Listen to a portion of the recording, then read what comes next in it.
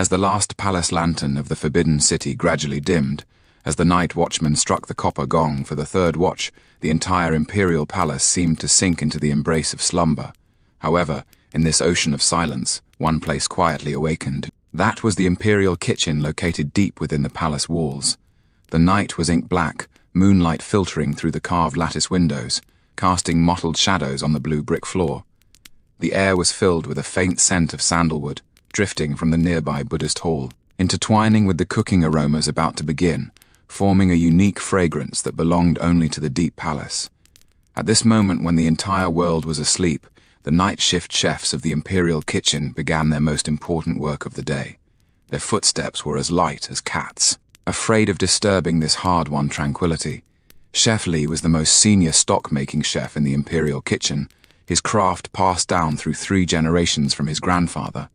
In this silent midnight, he tiptoed toward that enormous copper pot, a treasure passed down for hundreds of years, its walls showing a deep bronze color from the baptism of time, gleaming under the faint candlelight. He first devoutly wiped the rim of the pot with a silk cloth, this motion slow and focused, as if performing some sacred ritual. Then he carefully lit the stove fire. The flame was initially just a faint blue, gently swaying in the night breeze, then gradually turned into a steady orange-red, bringing warm light to this silent space. The light and shadows of the stove fire danced on the walls, casting the silhouette of the master working intently. That silhouette would sometimes bend down to adjust the heat, sometimes stand upright to observe the changes in the pot, as if engaged in a silent dialogue with time itself. Meanwhile, another group of people was also busy in the darkness. They were the assistants responsible for preparing the ingredients, each with their own specific duties. Under the faint light of oil lamps, their movements were gentle and precise. The old hens brought from Baodi, Tianjin, lay quietly in bamboo baskets in the night. These chickens were carefully selected, each with a plump body and glossy feathers. The assistants gently washed them with warm water, the sound of water so faint it was almost inaudible, only the occasional drip sounding particularly clear in the silence. The old ducks were placed in another basket, their meat firm giving off a faint wild scent. There were also those carefully selected chicken feet, each one thoroughly inspected to ensure there were no flaws. The dried seafood was carefully soaked in clear water, awaiting the upcoming moment of cooking. The most precious of all was perhaps the spring water brought from Yuquan Mountain in the western suburbs. This water was carefully poured into the copper pot under the cover of night, producing a gentle sound of flowing water. Every drop was clear as a mirror sparkling under the candlelight, as if carrying the spirit of the mountain spring and the essence of moonlight. Chef Li knew that the secret to a good broth lay in this water. The water from Yuquan Mountain was sweet and crisp, without the slightest impurity. Only such water could produce a truly superior stock. He gently stroked the rim of the pot, as if sensing the temperature and texture of the water. As the water began to slowly heat up, faint sounds came from the bottom of the pot, the signal that water molecules were becoming active. Chef Li listened intently. He could judge the changes in water temperature from these subtle sounds, an intuition accumulated over decades of experience. As time passed, the water in the pot gradually warmed. Chef Li gently lowered the prepared old hen into the pot, his movements as delicate as if placing a precious work of art. The moment the chicken touched the hot water, it made a soft, sizzling sound, then settled into stillness. Next came the old duck, then the chicken feet. Each ingredient had its own timing for entering the pot. Chef Li's eyes focused intently on the changes in the pot. He knew that these 12 hours of waiting were meant to let these ingredients slowly release their most essential parts. Controlling the heat is the most crucial part. Too high a flame will make the soup cloudy, while too low won't fully extract the essence of the ingredients. Chef Li adjusts the stove fire from time to time, sometimes adding a piece of firewood, sometimes gently stirring the charcoal, every movement carefully considered. As the night deepened, other chefs in the Imperial kitchen also began their preparation work one after another. The pastry chef was kneading dough in another corner, the flour transforming into soft dough in his hands, giving off a faint wheat fragrance. The chef in charge of cold dishes was washing various vegetables, the sound of water gentle like night rain falling on lotus leaves. The entire Imperial kitchen presented a peculiar harmony in the night. Everyone focused on their own work. No unnecessary chatter, only occasional soft instructions and the subtle sounds of tools clinking. This quiet busyness created an almost meditative atmosphere. Chef Li would occasionally stir the soup in the pot gently with a long-handled ladle. His movements slow and rhythmic. Fine bubbles began to appear on the surface of the soup, a signal that proteins were starting to break down. He knew this process couldn't be rushed. Only with patient waiting could the most perfect result be achieved. Around a quarter past the hour of the ox, the first true aroma began to rise from the pot. It was a complex fragrance, carrying both the savory freshness of chicken and the rich mellowness of aged duck, along with the distinctive sweet freshness of seafood. This aroma slowly spread through the night air, bringing warmth and hope to the entire Imperial kitchen. Chef Li took a deep breath, a satisfied smile appearing on his face. He knew this was just the beginning. The true essence would require more time to wait and more delicate adjustments. But this first wisp of fragrance already hinted at the possibility of success. The other chefs also caught the aroma. They exchanged smiles without words, but each understood what it meant. On this quiet night, they were creating tomorrow's miracle for the Emperor's table. In the night sky, the stars silently watched over everything. The Big Dipper slowly rotated across the heavens. Witnessing this silent marathon in the Imperial kitchen, the moon gradually rose from behind the eastern eaves, casting its silver glow upon the blue tiles, and upon those chefs focused on their work. Time seemed to pass especially slowly here. No clocks urging them on, no outside disturbances, only the warmth of the stove fire, the gentle simmer of the soup pot, and the focused expressions of the chefs. This was an ancient rhythm, a sense of time completely different from modern life. Master Lai would occasionally walk to the window, gazing at the night sky through the carved lattice. What he saw wasn't just the stars, but a responsibility of inheritance. His grandfather had done the same work on nights just like this, so had his father. Now it was his turn, and in the future it would be his apprentices. During this long night, Master Li had plenty of time to think. He remembered the nervousness and excitement of learning to make stock for the first time, remembered his master's strict yet kind teachings, remembered countless nights like this one. Every pot of stock was unique, just like every night had its own story. The color of the stock in the pot began to change subtly. The initial clarity gradually became somewhat cloudy, a sign that proteins and collagen were starting to dissolve. Master Li knew this process would continue for a long time, until the stock turned milky white. Only then would it be a true success. He gently adjusted the heat, keeping the flame at the most suitable level. Being too hasty would ruin everything. Being too slack would waste all previous efforts. This required not just technique, but a state of mind that existed in harmony with time. As the morning bell of the Forbidden City rang through the thin mist, its long and solemn chime passed through layer upon layer of palace walls, awakening the slumbering Imperial city. The morning light, soft as silk, filtered through the carved lattice windows, casting gentle shadows on the blue stone slabs. The air still carried the fresh scent of night dew, mingled with the fragrance of osmanthus, drifting from the Imperial garden, adding a touch of poetry to the day about to begin. In the Imperial kitchen, Chef Li's soup pot had been boiling for a full 6 shichen. The broth had begun to take on an enticing milky white color, its aroma becoming richer and more mellow. But this was merely a small cog in the vast machine beginning to turn.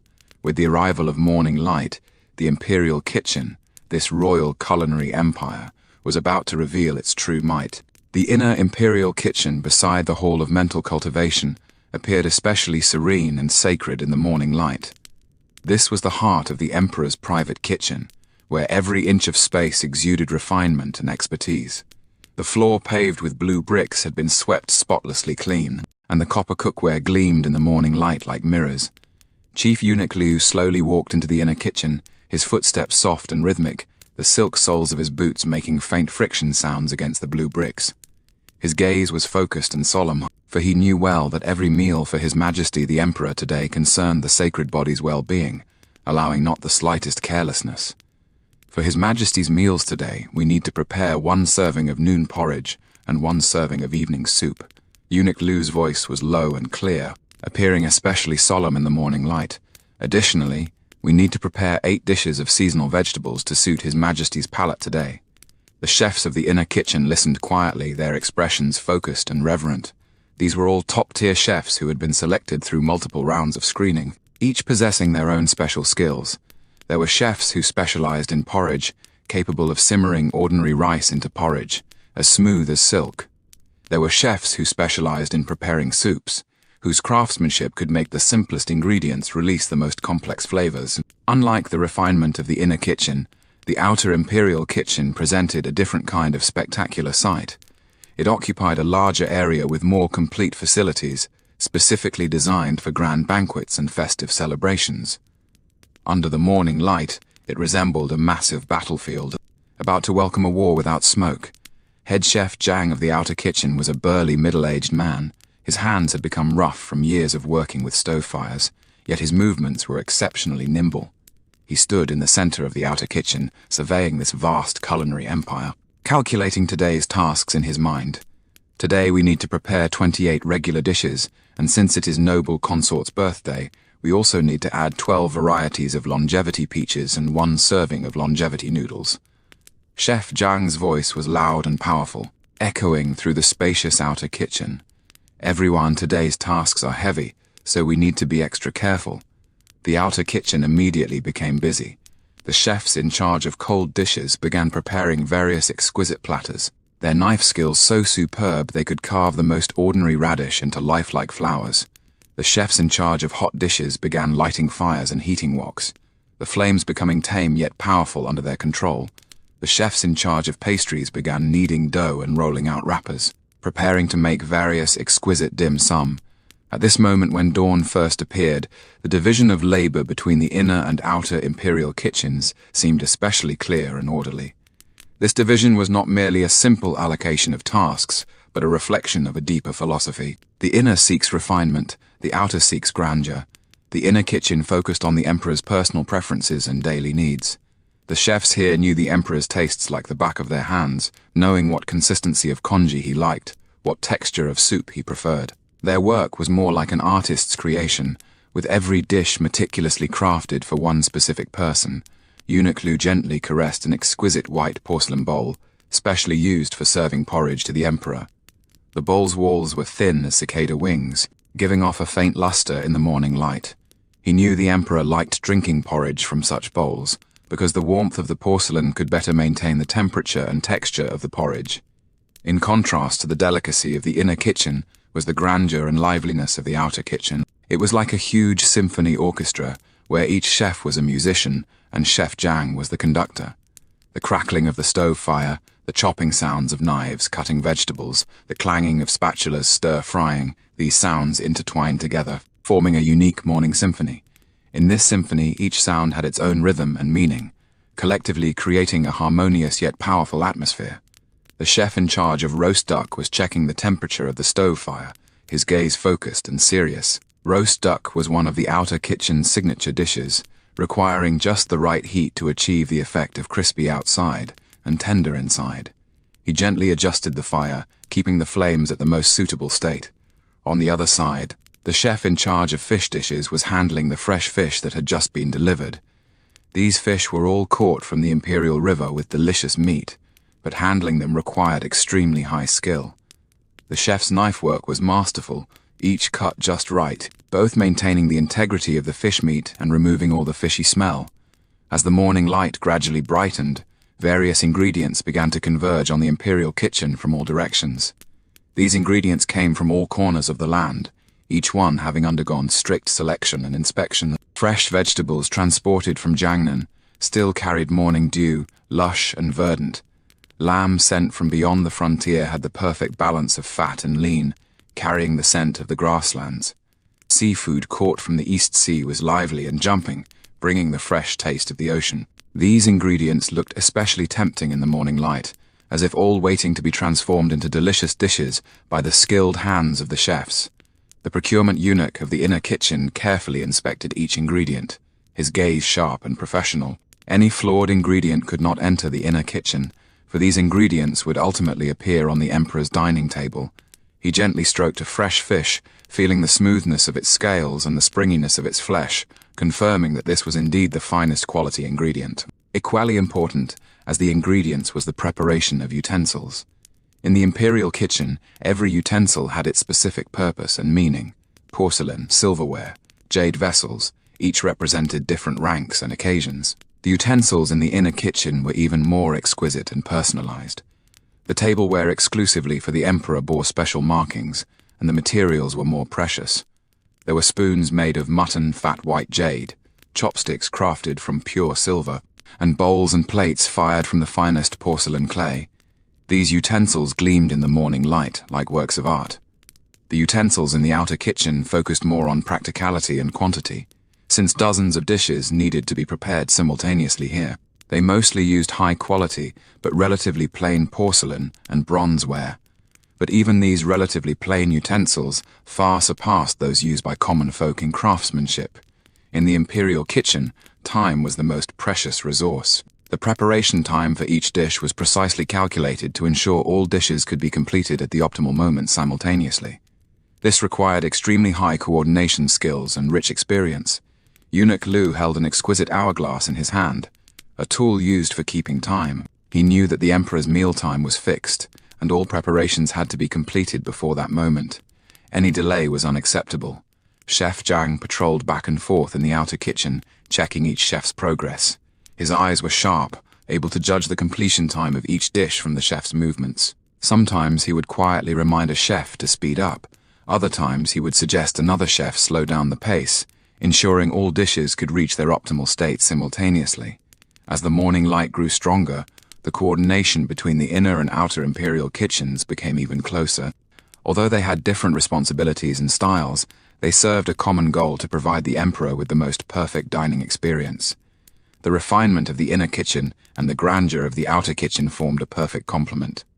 When the emperor needed private dining, the inner kitchen could provide the most attentive and personalized service. When large banquets needed to be held, the outer kitchen could display an awe-inspiring scale and magnificence. At this moment when dawn first appeared, both kitchens were making their final preparations for the challenges ahead.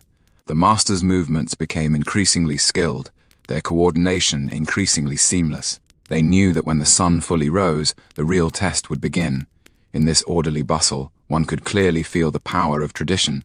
Each master's skills were not achieved overnight, but accumulated through years of learning and practice. Their masters had once worked in the same kitchens, using the same techniques, pursuing the same perfection. This inheritance was not merely a passing down of techniques, but also a passing down of spirit. The pursuit of perfection, the attention to detail, the respect for tradition, all these were reflected in the master's daily work. When the morning light fully illuminated the entire imperial kitchen, both the inner and outer kitchens were already prepared. Chef Li's soup pot continued to boil, releasing an enticing aroma. The chefs in the inner kitchen had already begun preparing the emperor's breakfast, while the chefs in the outer kitchen were making final preparations for the upcoming large-scale production. Behind this precise division of labor, there hides an even more complex secret. That is how to converge these scattered efforts into a perfect feast for the taste buds. When the midday sun passed through the towering walls of the Forbidden City, casting its light upon those magnificent golden palaces, a silent, artistic feast was unfolding within the imperial kitchen. noon, this was the sacred moment for the emperor's meal, and also the most solemn and reverent moment of the day in the imperial kitchen. At this time, the entire imperial kitchen seemed to transform into a precisely operating clock, with every gear working perfectly in its position. Steam rose gracefully from various steamers, like incense smoke from censers, forming hazy and mysterious patterns of light and shadow in the afternoon sun. The air was filled with a complex fragrance, woven from various spices and ingredients, a unique scent that could only be found deep within the imperial palace. Master Li stood before the main prep station, with 28 exquisite porcelain plates arranged in front of him, each a masterpiece from the imperial kilns of Jingdezhen. Some plates were white as snow, some featured elegant blue and white patterns, some had luxurious gold rims, each one ready to bear the artwork about to be presented. At this moment these plates were still empty, but soon they would become canvases carrying imperial delicacies. In the imperial kitchen, selecting ingredients wasn't merely about choosing food. It was a ritual bordering on religious. Every ingredient had to pass through layers of screening, requiring not just freshness, but perfection. Today's main dish was a carp from the Yellow River, caught the previous night and rushed to the palace overnight. Its scales gleamed under the lamplight like silver armor. Its eyes were clear and bright, its gills red as blood, all signs of freshness. But freshness alone wasn't enough. The fish's size, shape, Even its swimming posture had to meet imperial culinary standards. The one responsible for preparing this carp was Master Wang, the palace's foremost expert in handling river fish. His knife skills had reached a breathtaking level. He could slice fish meat into pieces thin as cicada wings without damaging the flesh fibers. At this moment, he was performing a technique called flower cutting, making fine, uniform incisions on the fish's body that would bloom into beautiful flower shapes during cooking. Among the 28 imperial dishes, 8 are cold plates, like silent poems telling ancient stories through colors and shapes. The first cold plate is phoenix spreading wings, made from premium poached chicken. The chicken is sliced thin and artfully arranged into the shape of a phoenix with wings spread. Each slice is crystal clear, like white jade. Around the chicken, small flowers carved from carrots and green leaves made from cucumber skin are arranged as garnishes, making the whole plate look like an exquisite gongbi painting. Chef Zhang, who made this dish, has worked in the Imperial kitchen for 30 years, and his plating skills have reached the pinnacle of perfection. He knows that each slice of chicken has its specific position and angle, and the slightest deviation would ruin the overall aesthetic. Using silver tweezers, he carefully adjusts every detail until it reaches a perfect state. The second cold plate is dragon roaming the 4 seas. Made from sea cucumber, the sea cucumber is cut into fine strips, then woven into the shape of a dragon using special techniques. These sea cucumber strips appear deep black under the lights, like a dragon swimming through the night sky. Around the sea cucumber dragon, white radish strips are arranged into wave shapes, symbolizing the ocean's billows. When the artistic display of cold plates is complete, the symphony of hot dishes begins. 20 hot dishes, each with its own unique cooking method and presentation style. The steam rising from the steamer was like a smoke effect on stage, creating a mysterious atmosphere for the main characters about to make their entrance. The first hot dish was steamed sea bass, a fish caught from the Imperial River this very morning, with delicious flesh and no earthy or fishy taste whatsoever. The one responsible for steaming this sea bass was Chef Liu, whose mastery of heat control had reached a transcendent level. He knew that the steaming time for sea bass had to be precise down to the second 1 second too long and the flesh would become tough, 1 second too short and it wouldn't be fully cooked. He stood before the steamer, eyes fixed intently on the timing hourglass, holding not an ordinary spatula, but an exquisite silver spoon. The moment the steaming time was reached, Chef Liu swiftly lifted the steamer lid, and a burst of hot air rushed out instantly, carrying the distinctive fresh aroma of sea bass. Under the effect of the steam, the fish flesh displayed a perfect white color, firm yet tender and smooth. He carefully removed the fish from the steamer and placed it on a blue and white porcelain plate that had been prepared in advance. In the Imperial kitchen, plating was not merely about placing food on a plate, but a profound art that combined aesthetics, philosophy, and cultural significance. The plating of every dish carried deep meaning, embodying the vastness and depth of Chinese culture. The plating of braised lion's head embodies the meaning of wealth and reunion. 4 round, plump meatballs are placed at the 4 corners of the plate, symbolizing peace throughout the 4 seasons. In the center of the meatballs, a peony flower carved from white radish is placed, symbolizing wealth and good fortune. The color scheme of the entire plate is dominated by red, complemented by green vegetable leaves and white radish flowers, creating a strong yet harmonious visual impact. The plating of sweet and sour spare ribs embodies the meaning of rising step by step. The ribs are cut into even sections, then arranged in the plate in order from small to large, forming an ascending staircase shape. Each piece of rib is coated with crystal clear sweet and sour sauce, sparkling under the light, as beautiful as amber. Among the 28 imperial dishes, soup holds a special position. It is not merely a dish, but the soul of the entire dining experience. Today's soup is bird's nest and white fungus soup, a delicacy that requires hours of careful simmering. The bird's nest is top-quality goods from Southeast Asia, each nest carefully selected without any impurities. The white fungus is a specialty from Sichuan, with complete shape and pure white color. These 2 precious ingredients, under slow simmering, release their respective essences, blending into a soup that is both nutritious and delicious. The one responsible for stewing this soup is the veteran chef, Master Chen, who has worked in the Imperial kitchen for 40 years and has unique insights into soup preparation. He knows that the stewing times for bird's nest and white fungus must be controlled separately. Bird's nest requires less time, While white fungus needs longer to achieve a soft and glutinous texture, in the Imperial kitchen, no detail can be overlooked. From the selection of ingredients to the final plating, every step must meet perfect standards. Even the small flowers used for decoration are meticulously crafted. These flowers are carved from vegetables such as carrots, white radishes, and cucumbers, each one so lifelike as if freshly picked from a garden. The chefs who create these decorative flowers are artists, trained over many years, with exquisite knife skills capable of carving various intricate patterns on vegetables. The selection of tableware is also extremely particular. Each dish has its own dedicated tableware, which differs not only in material, but also has strict requirements for shape, size, and color. Cold dishes typically use white or blue and white porcelain plates to highlight the food's colors. Hot dishes often use plates with gold-rimmed decorations to reflect their noble status. Soups use specialized soup tureens that can both keep warm and preserve the soup's original flavor. In the Imperial kitchen, time is not just a concept, but an art. Every dish has its optimal tasting time, and how to make 28 dishes reach their best state at the same time requires extremely precise timing and coordination. As the head chef, Chef Li's responsibility is to coordinate the entire team and ensure that every dish is completed at the right time. In his hand, he holds an exquisite pocket watch passed down from his grandfather, which has accompanied him for 30 years. He arranges the preparation time for each dish, according to this pocket watch, ensuring they reach their optimal state when the emperor dines. When all the dishes were ready, they were carefully arranged on a huge tray. This tray was made of fine red sandalwood, with exquisite dragon and phoenix patterns carved on its surface. The 28 dishes formed a perfect composition on the tray, like a three-dimensional painting. However, behind these exquisite dishes lies an ancient technique that has almost been lost. As the hustle and bustle of noon gradually subsided, the Forbidden City fell into the unique tranquility of the afternoon. Sunlight filtered through the tall latticed windows of the Imperial kitchen, casting dappled shadows on the blue brick floor.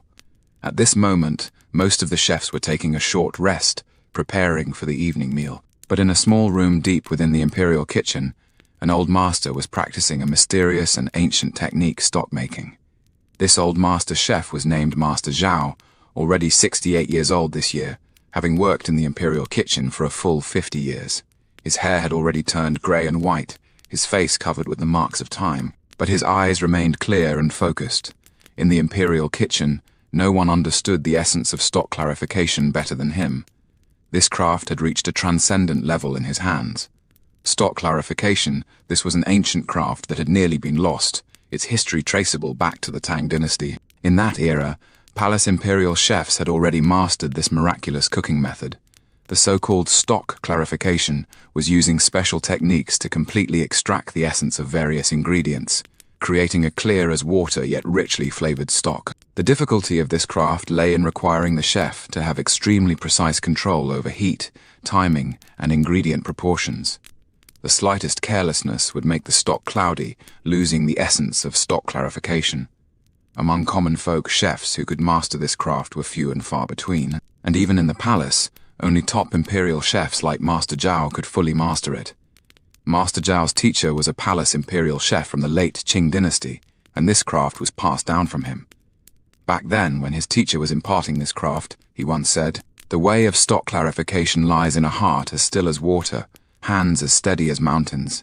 Whether the stock is clear or cloudy depends entirely on a single thought." These words Master Zhao still remembers deeply in his heart to this day.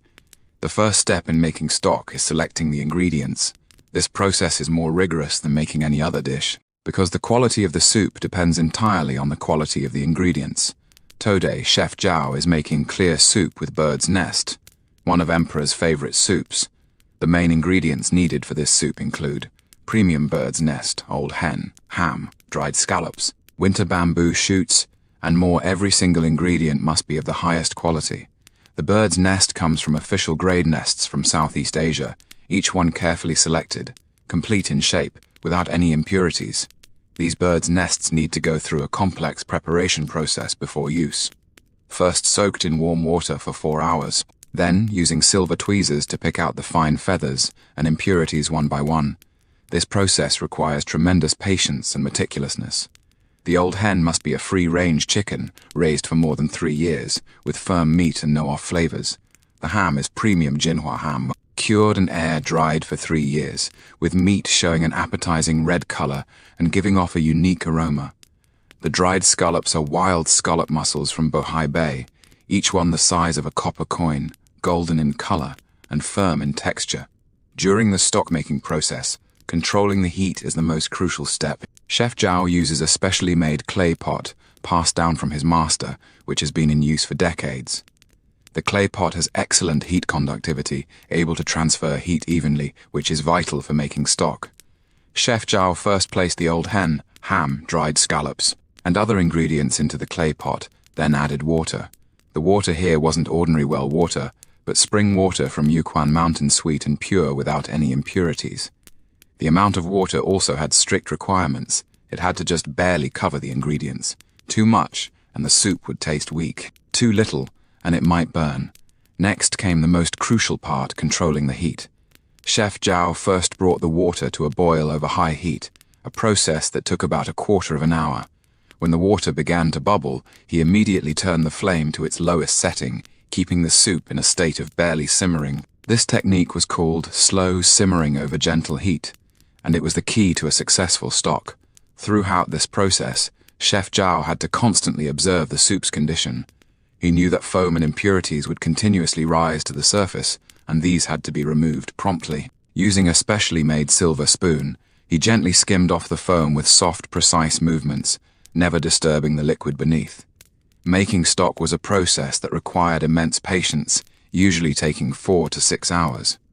During this long stretch of time, Chef Zhao stayed by the clay pot the entire time, not daring to leave for even a moment. He knew that any subtle change could affect the quality of the soup. As time passed, the soup in the clay pot began to undergo a magical transformation.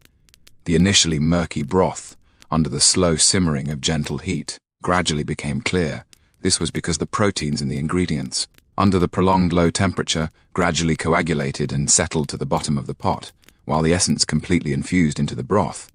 After about 3 hours, the broth had become quite clear. But Chef Zhao knew this wasn't enough. A true stock must be clear as water, yet rich as fine wine. He continued to wait patiently, occasionally stirring gently with a silver spoon, observing the color and state of the soup. In the 4th hour, something magical happened.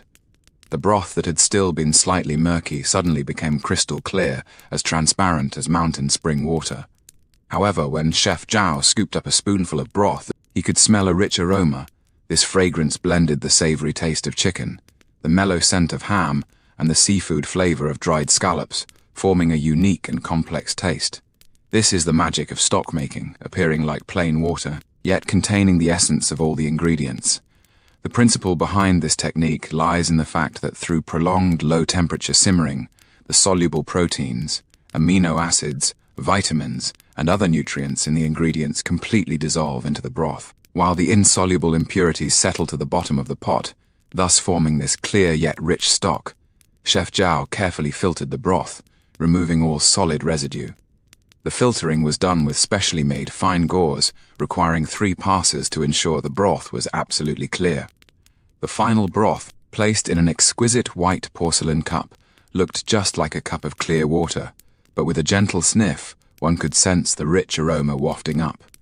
After the stock was finished, the next step was adding the bird's nest.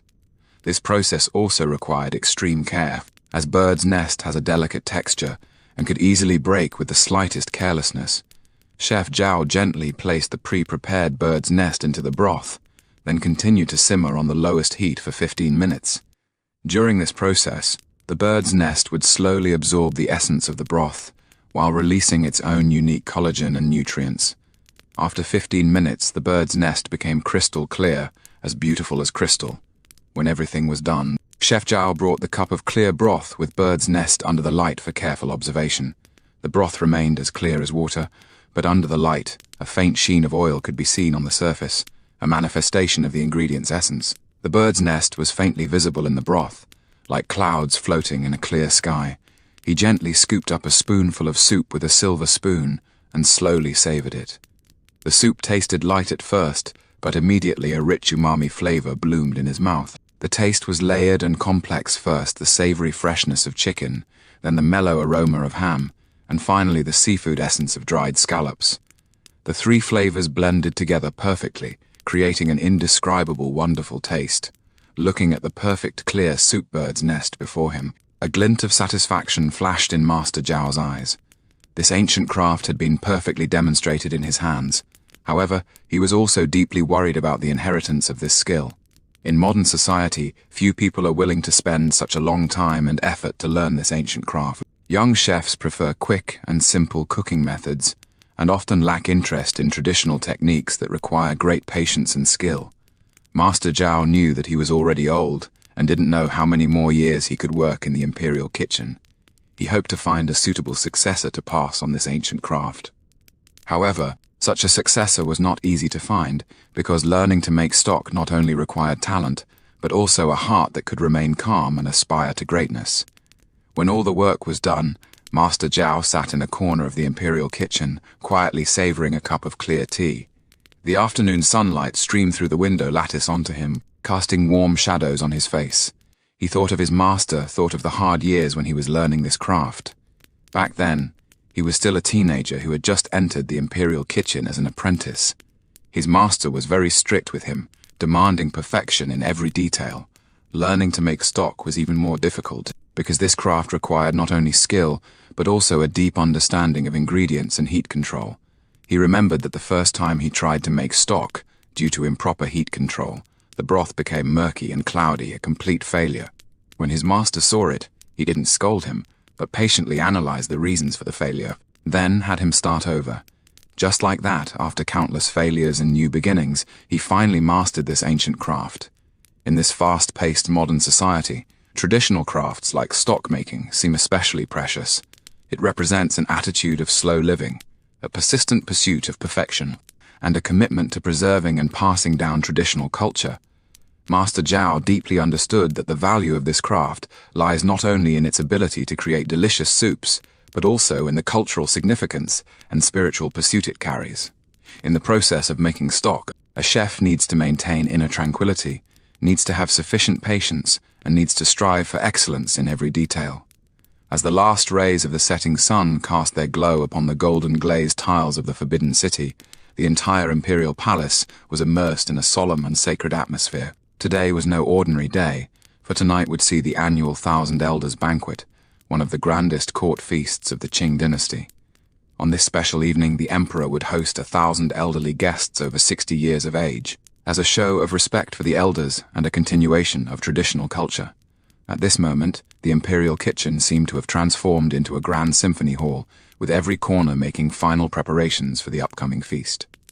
200 dishes, a staggering number that served as the ultimate test of skill and stamina for all the chefs in the Imperial kitchen.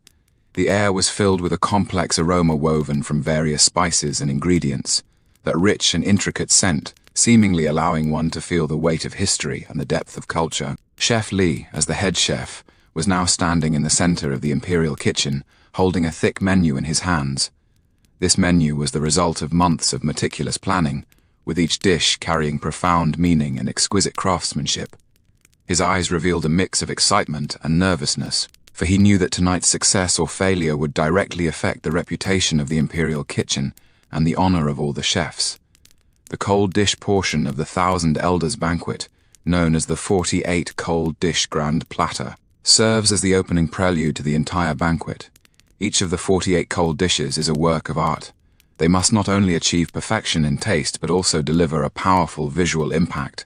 In the East Hall of the Imperial kitchen, 20 chefs specializing in cold dish preparation were making their final push. Before them lay various exquisite plates.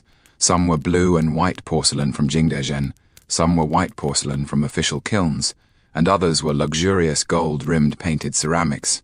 Each plate would bear a work of art. Chef Zhang was preparing the cold dish called Dragon and Phoenix, bringing prosperity. He carved premium poached chicken into the shape of a phoenix, with each slice of chicken thin as a cicada's wing gleaming like pearls under the light. The phoenix's feathers were meticulously woven from shredded carrots, each strand fine as a hair, vibrant as fire. Opposite the phoenix, he carved ham slices into a soaring dragon, its scales made by attaching cucumber skin piece by piece, while the dragon's whiskers were crafted from shredded tofu. The entire plate looks like a three-dimensional gongbi painting, with the dragon and phoenix dancing opposite each other on the plate, surrounded by auspicious clouds and flowers carved from various vegetables. This dish not only delivers a strong visual impact, but also carries profound cultural significance. The dragon represents the emperor, the phoenix represents the empress, and the dragon and phoenix together symbolize national prosperity, peace, and marital harmony. As the preparation of cold dishes neared completion, the making of hot dishes also entered its most intense phase. 150 hot dishes. This was an unprecedented challenge. To ensure that every dish could be presented to guests in its best condition, the Imperial kitchen adopted a strategy of batch preparation and timed serving. In the main hall of the Imperial kitchen, 50 large woks were fired up simultaneously, creating a scene as spectacular as a battlefield. Steam rose from each wok, interweaving in the air to form a hazy mist. Each wok had a dedicated chef responsible for it, precisely controlling the heat and timing, according to the characteristics and requirements of each dish. Chef Wang was making braised lion's head meatballs, one of the classic dishes of the Thousand Elders banquet. He needed to make 100 lion's head meatballs, each required to be uniform in size and perfect in shape. The meat filling was hand-chopped from premium pork belly, with water chestnuts, winter bamboo shoots, and other ingredients added, which not only enhanced the texture layers but also increased the nutritional value. The process of making lion's head meatballs requires great skill and experience. Chef Wang repeatedly slapped the meat filling in his hands until it became sticky and elastic. Then, he used both hands to roll the meat filling into round balls, each required to be equal in weight and perfectly round in shape. This process may seem simple, but it actually takes years of practice to achieve such proficiency. In the Thousand Elders banquet, soups hold a special position. 12 soup dishes, each with different effects and meanings. There is bird's nest soup for nourishing the body, white fungus soup for clearing heat and detoxifying, sea cucumber soup for strengthening the kidneys and boosting vitality, and snow clam soup for beautifying the complexion. Chef Zhao was responsible for making the most important soup, longevity soup. The main ingredients of this soup include precious medicinal materials such as ginseng, goji berries, red dates, and longan, requiring 8 hours of slow simmering over low heat to complete.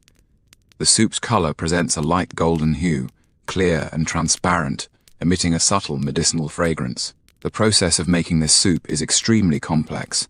First, various medicinal materials must be prepared according to specific proportions, then wrapped in gauze to form a medicine bundle and placed in a clay pot for slow simmering. During the simmering process, the heat must be constantly adjusted to ensure the soup always maintains a state of almost boiling, but not quite. After 8 hours, the soup has completely absorbed the essence of the medicinal materials, presenting perfect color and flavor.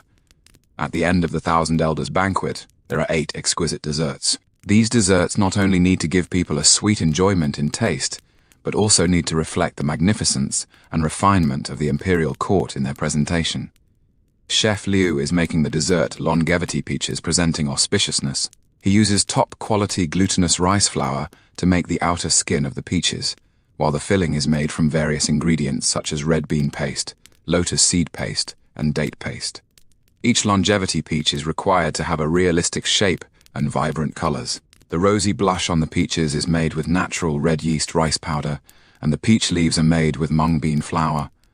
The process of making longevity peaches requires great patience and skill. Chef Liu first kneads the glutinous rice flour into dough, then divides it into small portions, each of which needs to be filled with an appropriate amount of filling. During the wrapping process, it is essential to ensure the outer skin is evenly thick and the filling is properly distributed. Then, special molds are used to press the dough into the shape of peaches. And finally, natural pigments are used for coloring. After all the dishes are prepared, plating becomes the final and most crucial step.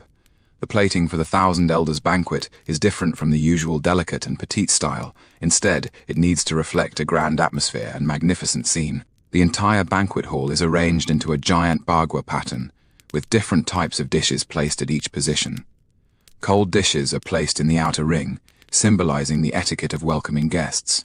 Hot dishes are placed in the middle ring, symbolizing the climax of the banquet. Soups and desserts are placed in the inner ring, symbolizing a warm ending. The placement of each dish was meticulously calculated, considering not only the visual effect but also the convenience of access. The 200 dishes formed a perfect composition in the banquet hall, like a huge three-dimensional painting, showcasing the profound depth of Chinese culinary culture. The service for the Thousand Elders banquet was equally an art form. 1,000 guests, 200 dishes. This required extremely precise organization and coordination. The Imperial kitchen specially trained 200 service staff, each rigorously trained and familiar with the characteristics and service requirements of every dish. The service proceeded according to a strict timetable, with the serving time of each dish precise to the minute. Cold dishes were served first, allowing guests to appreciate the exquisite artworks while tasting the delicacies. Then came the hot dishes, served in order from light to rich, from simple to complex. Soups were interspersed between hot dishes, serving to cleanse the palate and refresh the taste buds. Finally came the desserts, bringing the entire banquet to a perfect conclusion. During the Thousand Elders banquet, the palace orchestra played classical music on the side. These pieces were carefully selected to harmonize with the atmosphere of the banquet, while embodying the majesty and splendor of the court. The melodious guzheng, the crisp piper, the gentle flute intertwined with the aroma of fine cuisine, creating a unique artistic experience. Chef Li stood in a corner of the banquet hall, quietly observing the entire banquet as it progressed.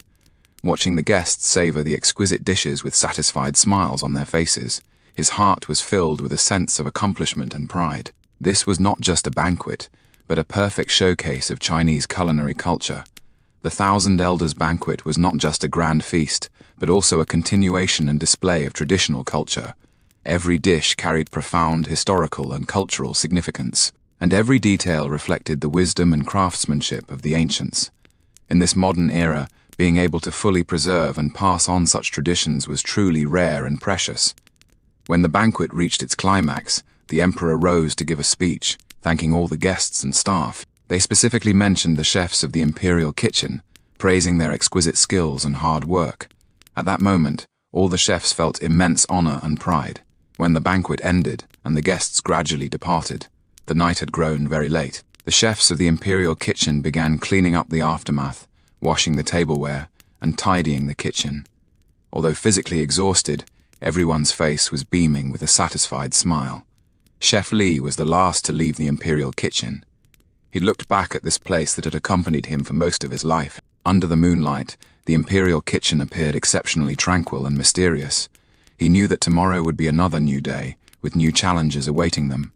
But he also knew that no matter what challenges they faced, they would continue to pass down this ancient and sacred art with their skills and passion. Beneath this surface opulence, a deeper cultural bloodline flows. When the last palace lantern of the Thousand Elders banquet was extinguished and the forbidden city returned to tranquility, the moon had quietly risen to its zenith. Silver-white moonlight poured down like water upon the earth, shrouding the entire imperial palace in a poetic haze. At this moment, only Chef Li remained in the imperial kitchen. He sat beside that ancient rosewood table, holding a cup of clear tea in his hands, quietly gazing at the night scene outside the window. On nights like this, when all the clamor had settled into calm, when all the busyness had come to a pause, Chef Li would always sink into deep contemplation. What he pondered was not merely tomorrow's menu, not merely the refinement of culinary skills, but something more profound, the relationship between food and civilization, the connection between cooking and philosophy, the fusion of taste and spirit. In his view, cooking has never been merely a simple craft, but a profound philosophy. Every dish carries the chef's thoughts and emotions. Every flavor reflects a nation's culture and spirit. On this quiet night, what he wanted to explore was precisely this code of civilization hidden behind fine cuisine. In Chinese culinary culture, there is an ancient and profound concept, the harmony of 5 flavors. Sour, sweet, bitter, spicy, salty, these 5 basic tastes are not just gustatory experiences, but also a manifestation of life philosophy. Chef Li gently took a sip of tea, the bitterness slowly dissolving in his mouth, then transforming into sweetness. This transition from bitter to sweet reminded him of life's ups and downs. Bitterness is an inevitable path in life, the price of growth, the source of wisdom, and sweetness is the reward after hardship, the harvest after effort, the beauty of life. In the daily work of the imperial kitchen, Chef Li deeply understood the importance of harmonizing the 5 flavors. If a dish has only a single taste, no matter how intense that taste is, it will feel monotonous and bland. Only when the 5 flavors achieve perfect balance can truly unforgettable deliciousness be created. This art of balance is not only reflected in specific cooking techniques, but also in the understanding and perception of life. As the ancients said, harmonize the 5 flavors to nourish the vital energy. The vital energy here refers not only to physical health, but also to spiritual harmony and inner peace. In Chinese culinary culture, heat control is considered one of the most profound skills. Mastering heat control requires not only rich experience and keen senses, but also a deep understanding of time and change. Chef Li recalled the process of making braised pork belly today. That piece of pork belly slowly changed color in the pot, from pink to deep red, from deep red to caramel. Each stage had different flavors and textures, and what he needed to do was stop heating at the most appropriate moment, allowing the meat to reach its most perfect state. This process reminded him of growth and cultivation in life. Everyone is like that piece of meat, needing to undergo various tests of heat control. Sometimes it is the intense challenge of quick stir-frying over high heat. Sometimes it is the patient waiting of slow simmering over low heat. The key is learning to adjust the heat at the right time, neither rushing too fast nor being too slow. The ancients said, "The way of civil and martial arts lies in alternating tension and relaxation." This wisdom applies not only to governing a country, but also to the art of cooking. High heat can quickly bring out the aroma of ingredients, but can also easily damage their structure. Low heat can slowly penetrate the interior of ingredients, but requires sufficient patience and time. A true master knows how to find the perfect balance between low heat and high heat.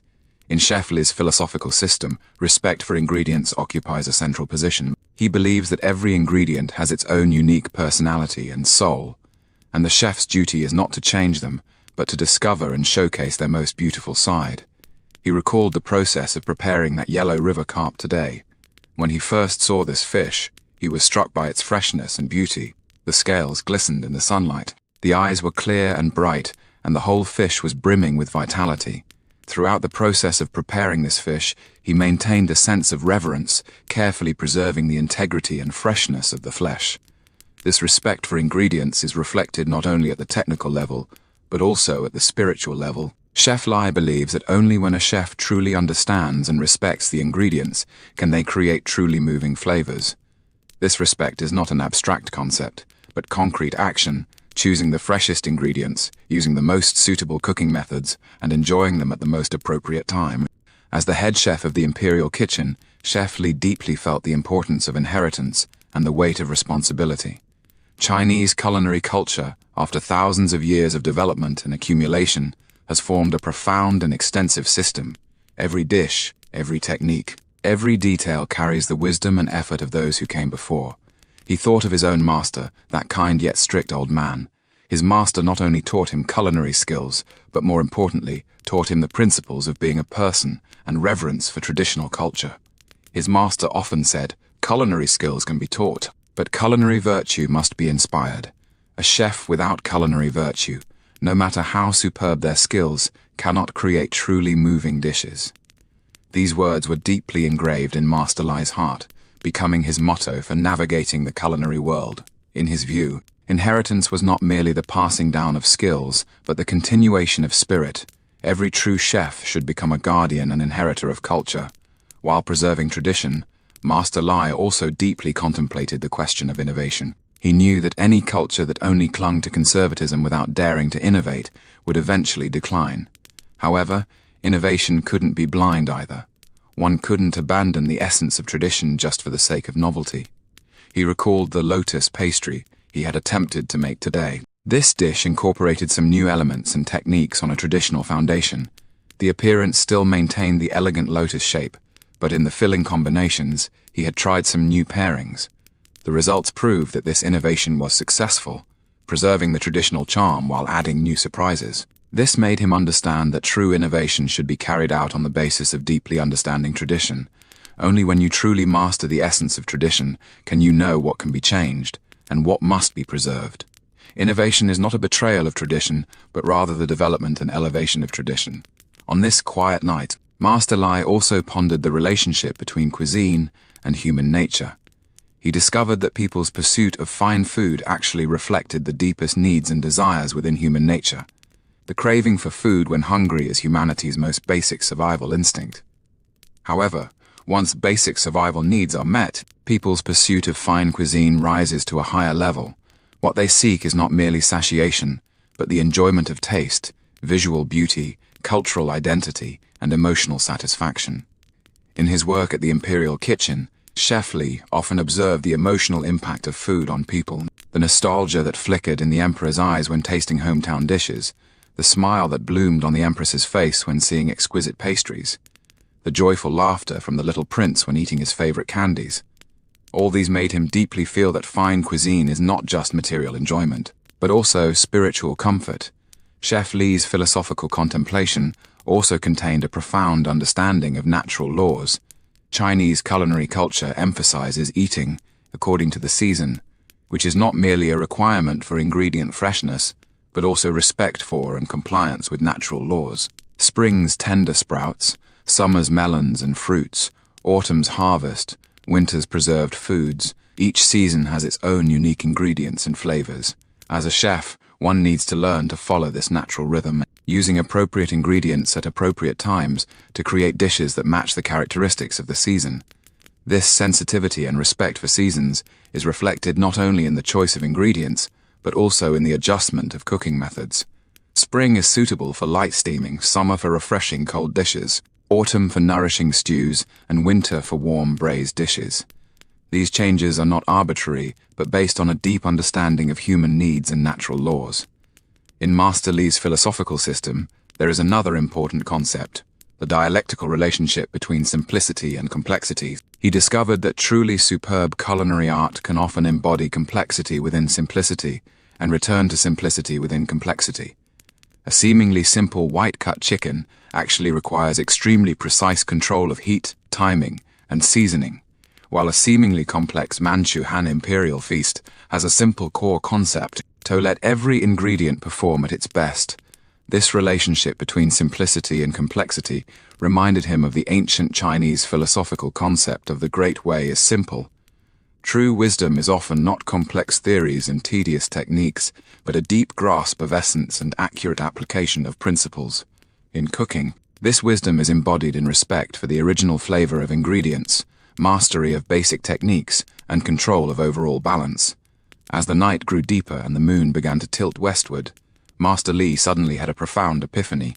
He realized that his years of work in the Imperial kitchen were not just about making food, but about participating in the creation and inheritance of a civilization. Every dish is a cultural symbol, every flavor is a spiritual expression, every cooking session is a transmission of civilization. In this process, a chef is not merely an executor of skills, but also a creator and inheritor of culture. This realization made him feel both excited and awed. Excited because he had finally found the deeper meaning of his work, awed because he deeply felt the gravity and sacredness of this responsibility. When the first rays of morning light filtered through the window lattice into the Imperial kitchen, a new day was about to begin. When the first golden rays of sunlight pierced through the heavy clouds over the Forbidden City, gently falling upon the ancient blue brick floor of the Imperial kitchen, Master Li was still sitting at that rosewood table. A whole night of contemplation had brought his mind unprecedented clarity. Like a traveler who had been groping in the darkness for so long, finally seeing the distant lights, morning light filtered through the carved window lattice, casting dappled shadows on the floor. These shadows slowly moved with the rising sun, like the footsteps of time, both gentle and resolute. In this quiet moment, everything in the Imperial kitchen seemed especially sacred. Those ancient stoves, those copper pots and iron ladles passed down for hundreds of years, those ancient texts recording countless secret recipes, all glowed warmly under the morning light. Xiao Wang timidly walked in. This 16-year-old apprentice still had the innocence and curiosity unique to youth in his eyes. Master Li walked to the bookshelf and took out an ancient cookbook. The cover had already yellowed, the corners worn, but every page was perfectly preserved. Xiao Wang, today I'm going to teach you a special dish. Master Li gently stroked the cover of the cookbook. This dish is called Legacy. Its ingredients aren't chicken, duck, fish, or meat, but responsibility, wisdom, and hope for the future. He opened the cookbook and pointed to one of the pages. Look, this records the method for making Wenzi tofu. The tofu must be cut as fine as hair strands and it can't break. But true legacy isn't just about passing down techniques. It is about continuing the spirit. When you've mastered this dish, you'll have taken on a responsibility, the responsibility of passing this craft and spirit to the next generation. As more masters and apprentices arrived, Master Li convened a special meeting. Everyone, what we're discussing today isn't specific recipes or techniques, but the future of our art. Times are changing, people's lifestyles are changing, and the demand for fine cuisine is changing too. We need to find a path that both preserves traditional spirit and adapts to the development of the times. The discussion was exceptionally lively. Master Zhang proposed using new ingredients with traditional methods. Master Wang suggested healthy combinations from a nutritional perspective, and young Xiao Li boldly proposed opening courses to teach simplified palace cuisine. Every suggestion received serious discussion, and when everyone's wisdom came together, the power generated was astonishing. They began 3 small-scale experiments, processing modern ingredients with traditional methods, scientifically optimizing nutritional combinations, and appropriately simplifying complex dishes. During the experiments, they discovered that traditional cooking methods could produce unexpected results when handling modern ingredients, and the scientific principles contained in traditional techniques often coincided with modern nutritional theories. These discoveries made everyone more convinced that tradition and modernity are not opposed to each other, but can be mutually integrated and mutually promoting. The key lies in finding the right combination points and balance points. When the sun set in the west and the Imperial kitchen returned to tranquility once again, Master Li stood alone by the window gazing at the distant horizon. A day of discussion and experimentation had given him a deeper understanding of a truth. True inheritance is not rigid repetition, but living continuation. True innovation is not betrayal of tradition, but sublimation of tradition. In this moment, he seemed to see the long river of time, from ancient campfire cooking, to the exquisite imperial cuisine of the palace, to the infinite possibilities of the future. Each era has its own characteristics and contributions, but running through it all is humanity's eternal pursuit of a better life and the unwavering commitment to cultural inheritance. Chinese culinary culture is like an ever-flowing great river. It gathers the wisdom of countless tributaries, carries the accumulation of 1,000 years of civilization, and flows toward an infinitely vast future. In this river, every drop of water is precious, every splash is beautiful, and every stretch of the riverbed has its own unique scenery. Night falls, stars twinkle. Master Li gently closes the ancient cookbook, but he knows the true cookbook isn't in the pages, it is in the heart of every inheritor. It records not just cooking methods, but the wisdom, emotions, and dreams of a nation. On this quiet night, the Imperial kitchen still seems to echo with the figures of countless chefs throughout the millennia. Here they sweated profusely. Here they pursued perfection. Here they passed down immortal skills and spirit. Their figures have vanished into the long river of history, but their spirit remains here forever, becoming an inseparable part of this art. And tomorrow, when the sun rises again, a new day will begin. There will be new ingredients waiting to be prepared, new dishes waiting to be created, new apprentices waiting to be taught. This cycle will continue forever, like the rotation of seasons, like the alternation of sun and moon, like the inheritance of civilization. In this eternal cycle, Chinese culinary culture will continue writing its own legend, a legend about taste, a legend about culture, an immortal legend about human wisdom and creativity. When the last lamp is extinguished, when the last wisp of cooking smoke fades away, this legend still continues, in every heart that loves good food, in every carefully prepared dish, in the inheritance of every generation.